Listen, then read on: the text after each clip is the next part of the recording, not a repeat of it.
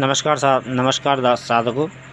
और मैं आपको एक सवाल किसी साधका ने पूछा था मुझसे कि भैया 1.25 लाख मंत्र जप अनुष्ठान, उसने गुरु मंत्र के विषय में पूछा था साधका ने कि गुरु मंत्र को हम 1.25 लाख मंत्र जप कैसे किस प्रकार करना चाहिए। तो मित्रों, इस विषय में जो मेरा अपना व्यक्तिगत प्रैक्टिकल है, तो मित्रों मैं यही कहूँगा कि आप ये साधक के ऊपर डिपेंड करता है। सबसे पहले उसको अपनी क्षमता को आंकना चाहिए।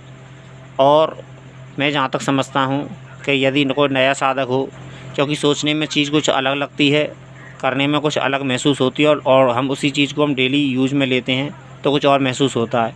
और कभी कभी समय ऐसा होता है जीवन काल में, कभी कभी परिस्थितियाँ ऐसी घिर जाती हैं कि कभी कभी कर भी नहीं पाता। लेकिन फिर भी मित्रों मैं यही कहूँगा कि कभी भी यदि कोई साधना करने का मन करे और संकल्प का वगैरह का ज़्यादा ज्ञान ना हो, तो हमेशा साधकों को 5 माला का ही छोटा संकल्प लेना चाहिए, जिससे ये 3 माला का भी ले सकते हैं आप, 3 माला या फिर 5 माला।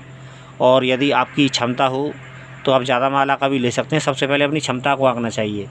लेकिन फिर भी जो मेरा अपना नॉर्मल प्रैक्टिकल है, व्यक्तिगत अनुभव है कि 5 माला मैंने अपनी शुरुआत, जो मैं तंत्र क्षेत्र में जब उतरा था, तो मैंने 5 माला से ही मैंने काफ़ी शुरू में काफ़ी साधना संकल्प किया था। साधनाओं में तो हमेशा मेरा लंबी मंत्र जप का 21 माला वगैरह का, या फिर 21 दिन वगैरह का, या फिर तो मैंने जब भी संकल्प लिया था तो कभी मेरा पूर्ण नहीं हुआ था। लेकिन जब मैंने इस हर चीज़ का मैं लेकिन प्रैक्टिकल भी करता हुआ चल रहा था, तो मेरा जो व्यक्तिगत अपना अनुभव था कि 1.25 लाख मंत्र जप का, जो क्योंकि मैंने अपने मन में जो चिंतन किया, मैंने विचार किया कि कैसे कैसे हम इसको करेंगे और कितनी कितनी हमारी क्षमता है। तो मैं यही कहूँगा मित्रों, देखो 5 माला के हिसाब से लगती है लगभग 1 वर्ष के लगभग समय होता है 1.25 लाख मंत्र अनुष्ठान का, 5 माला के हिसाब से। और 10 माला के हिसाब से 6 माह के आसपास, और 21 माला के हिसाब से 3 माह के आसपास। तो ये साधक को सोचना पड़ेगा, लेकिन गिनती इसमें एक बराबर रहेगी। ऊपर मंत्र जप आप कर सकते हो, उसमें कोई दिक्कत नहीं है। तो मित्रों मैं यही कहूँगा, साधक को सबसे पहले अपनी क्षमता को आंकना चाहिए।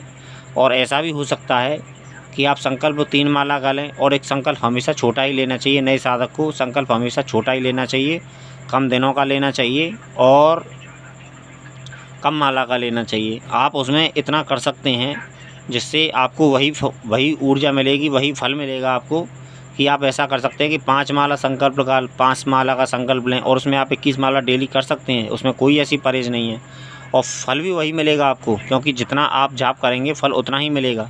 क्योंकि हम जितना करते हैं जीवन में, फल उतना ही मिलता है हमको।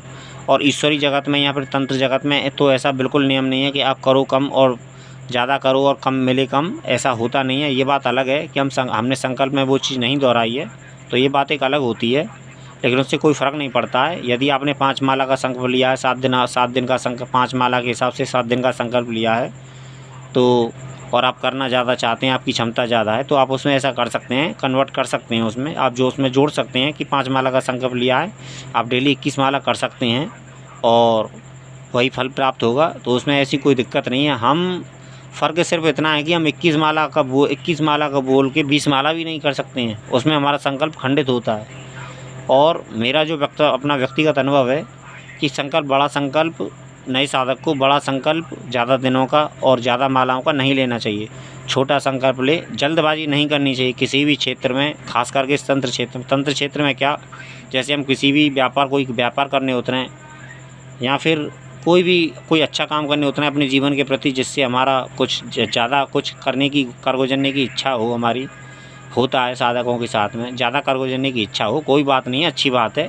हमको मेहनत तो करनी चाहिए, जीवन में ज़्यादा ही करना चाहिए, ज़्यादा सेवा करनी चाहिए, ज़्यादा मेहनत करनी चाहिए, ज़्यादा धन कमाना चाहिए, सुख साधन ज़्यादा जुटाने चाहिए। अच्छी बात है, इसमें तो खैर कोई बुराई नहीं है मित्रों। लेकिन हमको सोच समझ के करना चाहिए, कुछ भी काम करना चाहिए, क्योंकि सोचने से और समझने से कोई भी काम करोगे तो कभी गलतियाँ कम होंगी और सफलता ज़्यादा मिलेगी। लेकिन हम जल्दबाजी ज़्यादा करेंगे, क्योंकि हम सोचने से कुछ नहीं होता है, क्योंकि सोचने में और होने में बहुत अंतर होता है और करने में बहुत अंतर होता है। तो मित्रों इस चीज़ को विषय में मैं यही कहूँगा मित्रों, ये सभी के लिए मेरा वो है, एक सलाह है कि मंत्र जप आप कितना भी कीजिए, ये आपकी क्षमता के अनुसार है। लेकिन एक बात हमेशा याद रखें कि कभी भी आप कोई मंत्र जाप करें तो जब आपको मौका लग जाए तो हवन वगैरह अवश्य किया करें, क्योंकि हवन से अपने आप में एक बहुत ऊर्जा पैदा होती है। हवन का अपने आप में तंत्र जगत के कोई बहुत से मंत्र हैं, गुरु मंत्र है, क्योंकि हवन का एक अपना अलग महत्व है। ठीक है, माना बहुत से, और ऐसी भी बात नहीं कि यदि आपके पास में हवन की व्यवस्था नहीं है और आपकी इतनी आर्थिक स्थिति नहीं है या फिर समय नहीं है, तो उसमें कोई ज़्यादा ज़रूरी ऐसी भी बात नहीं है कि आपको बिना हवन के काम नहीं चलेगा। ऐसी भी बात नहीं है कि बिना हवन के आपका काम चलेगा ही नहीं, बिना हवन के भी काम चल जाएगा। उसके बस फ़र्क इतना है कि उसके बदले दशांश जप कर दीजिए।